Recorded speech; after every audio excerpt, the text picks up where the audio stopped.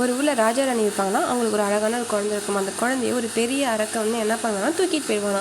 தூக்கிட்டு போனது உடனே அந்த குழந்தைக்கு வந்து எப்படி அவங்கள்ட்ட சொல்கிறது தெரியலையா, அதனால் என்ன பண்ணாங்கன்னா அவங்க கழுத்தில் வந்து ஒரு பெரிய முத்து மாலை ஒன்று இருந்தது. அந்த முத்து மாலை என்ன பண்ணுவாங்கன்னா ஒன்று ஒன்றா அப்படியே போட்டே போவாங்களாம். ஏன் அப்படின்னா வழி ஃபுல்லாக போட்டே போனால் நம்மளை தேடி கண்டுபிடிச்சி வந்துடுவாங்களா அப்படின்னு சொல்லி அந்த குழந்தை வந்து முத்து மாலையை போட்டே வருமா. போட்டே வந்ததும் கூடையே வந்து என்ன ஆகும்னா அந்த அரக்கனுக்கு ஒரு அழகான ஃப்ரெண்ட் இருப்பான். அவன் ரொம்ப விவரமாக இந்த முத்துமாலை போட அந்த முத்துமாலை எடுத்துகிட்டு அழகாக அப்படியே தூக்கி வெளில போட்டே இருப்பானா. அதுக்கப்புறமேட்டு என்ன ஆகும்னா அந்த குழந்தை போயிட்டு முத்துமாலையெல்லாம் போட்டு வந்துட்டாங்க, கண்டிப்பாக நம்மளை தேடி வருவாங்க அப்படின்னு சொல்லி அந்த குழந்தை ரொம்ப ஆசையாக சரி எப்படினாலும் நம்ம தப்பிச்சிடலாம் அப்படின்னு நம்ம வீட்டிலேருந்து வந்துடுவாங்க அப்படின்னு சொல்லி ஆசையாக இருந்துகிட்டே இருக்குமா.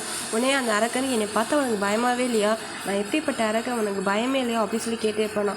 உடனே அந்த இளவரசி வந்து என்ன சொல்லுவாங்கன்னா பயப்படாதுல்ல இளவரசிங்கன்னா, பயப்படக்கூடாது, பயந்தா இளவரசியாக இருக்கவே முடியாது அப்படின்னு சொல்லி ரொம்பவே பயப்படாமல் ரொம்ப ஜாலியாக இருப்பாங்க. ஏன் அப்படின்னா நம்ம தான் முத்து மாலையை தூவிட்டு வந்திருக்கோமே அப்படின்னு சொல்லி கடைசியில் கண்டுபிடிச்சாங்களா என்னன்னு தெரியாமல் இந்த ஸ்டோரியை முடிச்சிடுவாங்க.